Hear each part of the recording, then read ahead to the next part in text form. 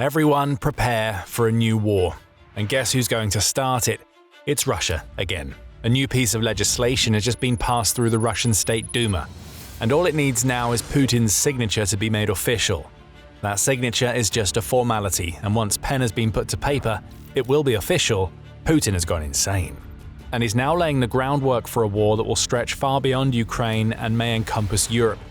On May 13th, a vote on a brand new bill was held in the Russian State Duma. This was a big one. Though the bill would inevitably be filled with nigh incomprehensible legalese, the gist of it is very simple. It gives Putin the right to order an invasion of a foreign country whenever he sees fit. Of course, that's not precisely what the bill says. That order to invade can only be given if Russia believes that it needs to protect the country's citizens against any sort of threat in another country. But that's really just a smokescreen.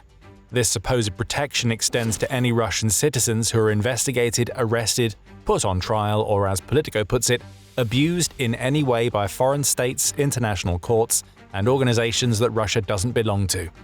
In other words, Russia has created an impossible condition for any nation to meet.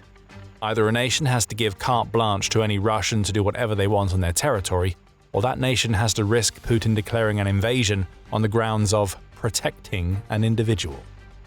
There isn't any real logic to this law, and that's the point. It exists solely to give Putin a false pretext under which he could launch a new invasion at any time.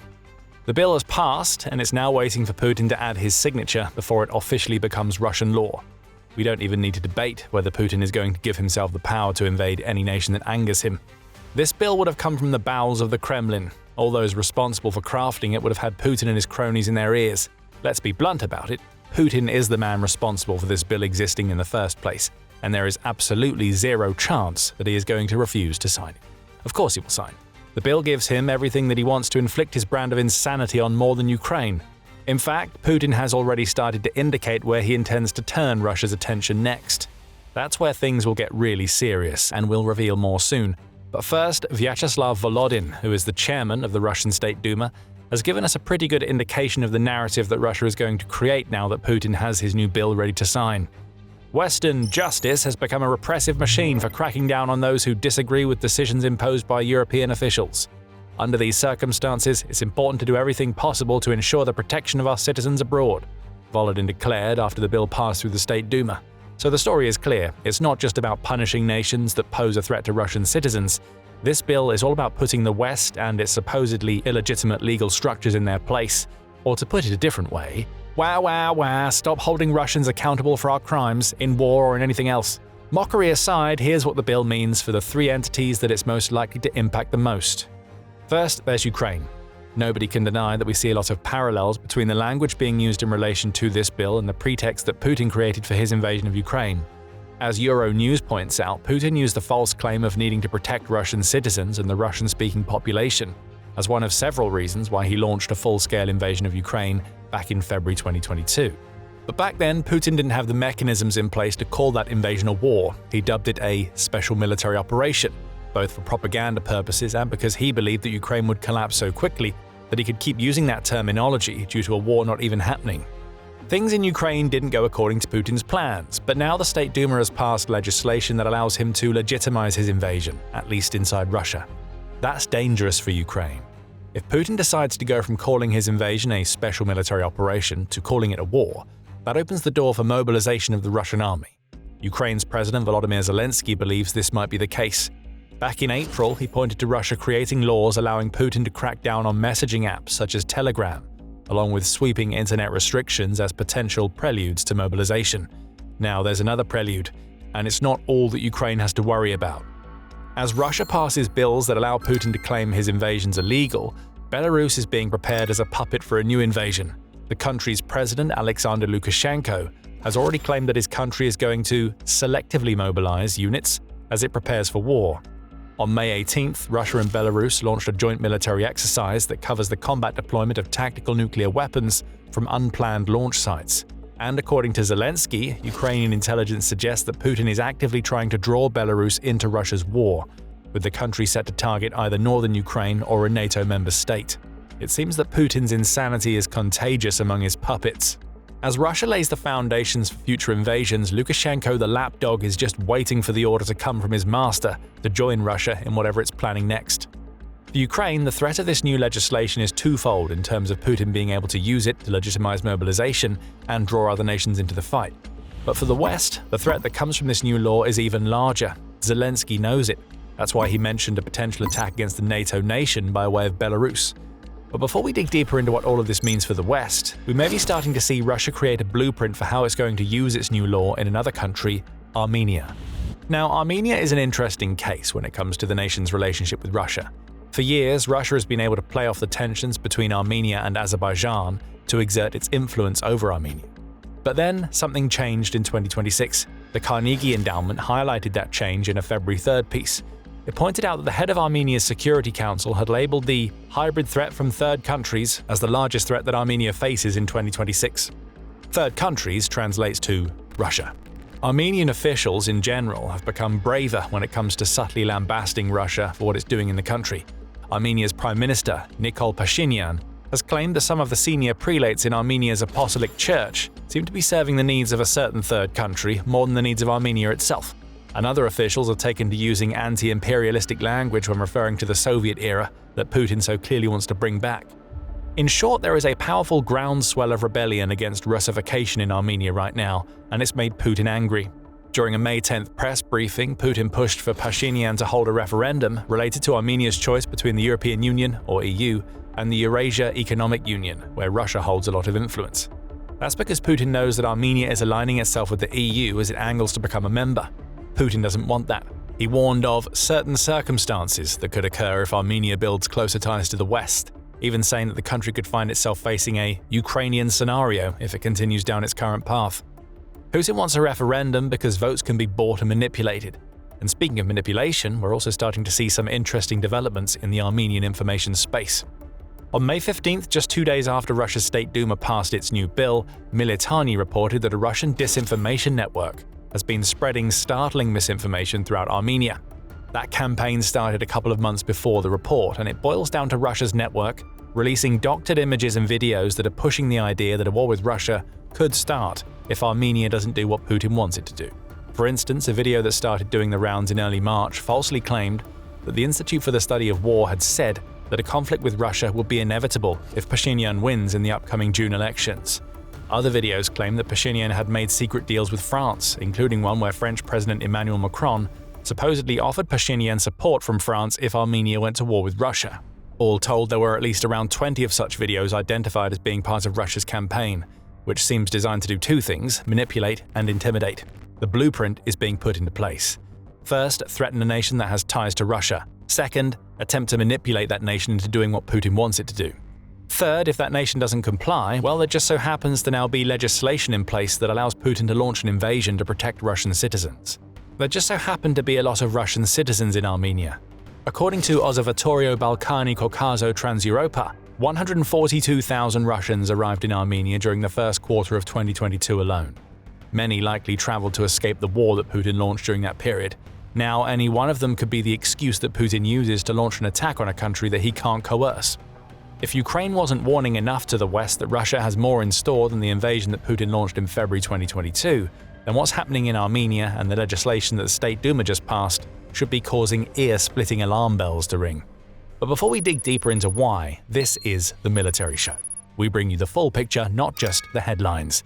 If you're getting value from the channel, consider subscribing so you don't miss any of our upcoming analysis. So Armenia seems to be in Putin's sights with Russia's new bill. But let's face it, the West is his primary target. Zelensky has said as much. As Russia's new bill paves the way for Putin to launch an invasion into any Western country that he deems as presenting a threat to Russia.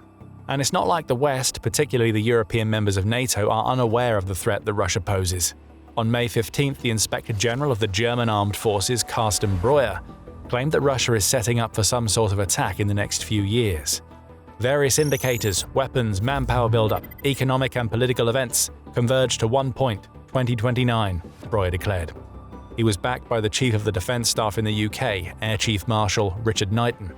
Russia is fighting in Ukraine, learning from the experience, developing new technologies, and Putin has proven his willingness to attack sovereign states.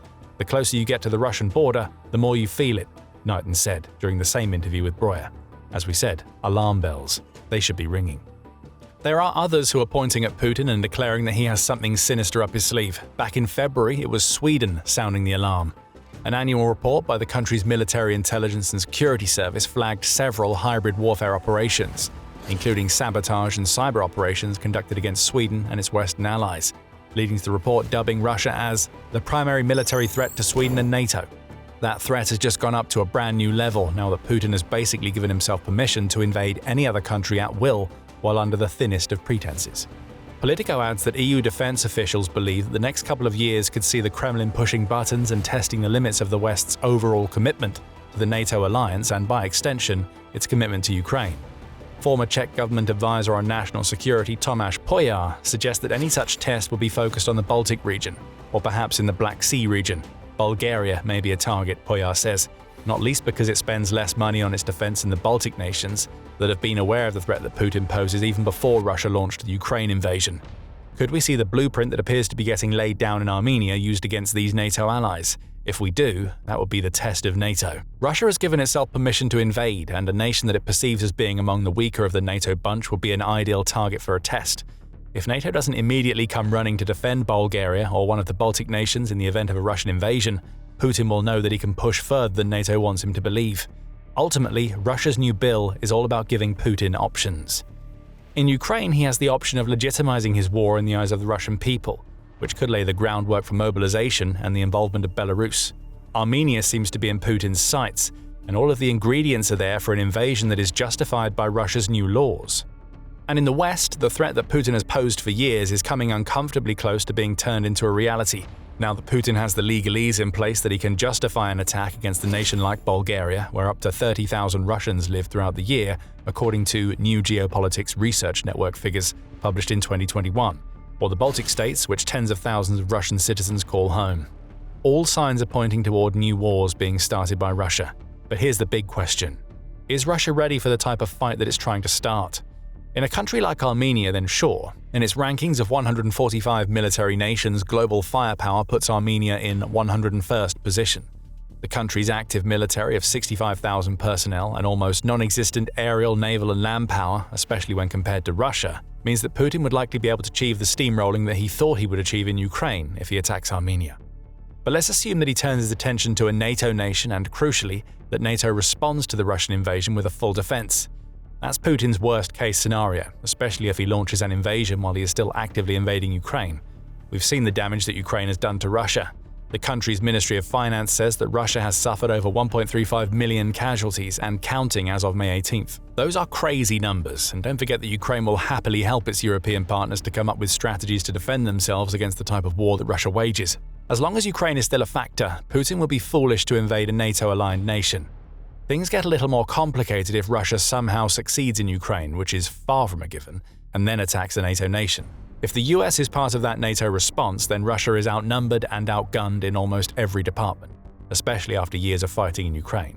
But US involvement isn't guaranteed. President Donald Trump has repeatedly suggested that he may try to withdraw the US from NATO, and he could use a Russian invasion against a smaller NATO member as the trigger for arguing that the US shouldn't get involved. If America is out of the picture, European NATO should match up well against Russia. But paper isn't everything. A lack of experience in fighting the type of war that Russia fights could be an issue for NATO's European members, especially in the land battle, Newsweek suggests.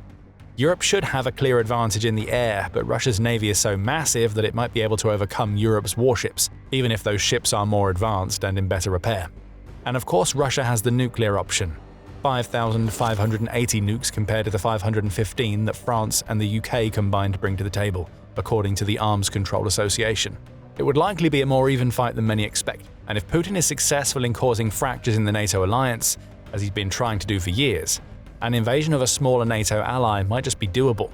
The Belfer Center suggests that we're going to see Russia ramp up its hybrid warfare, intimidation tactics, and misinformation campaigns over the next few years.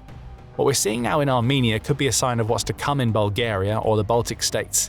Putin is gambling on the possibility that he will be able to create a fracture in NATO that is deep enough to take the US out of the picture, and complicated enough to catch Europe's NATO members off guard, causing them to get tied up in red tape, infighting, and inadequate responses. What we know for sure is that Russia has just created its own pretext. The bill has been passed and Putin's signature is inevitable. Any European nations that have sizable Russian populations are now under threat. Any campaign of de-Russification could be a trigger.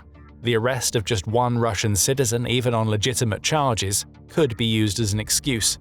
Insanity now clouds Putin's mind. He's pushing Russia closer to a war against Europe than ever before.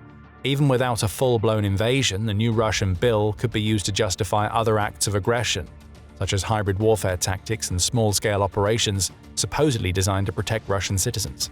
The groundwork for a new war has been laid. Russia has legalized Putin's terror. But while Russia turns its eyes toward future conflicts, it still has plenty to deal with in Ukraine. Escalating casualties and struggles with recruitment have put Russia on the back foot in the Ukraine war. Laying the groundwork for future wars is one thing, but Russia has to survive the war that Putin has forced onto it already. That may not happen, as 2026 could be a turning point in a way that Putin never expected. Find out by watching our video, and if you enjoyed this video, remember to subscribe to the Military Show so you don't miss any of our coverage of the latest crazy developments in war-obsessed Russia. And thank you for watching.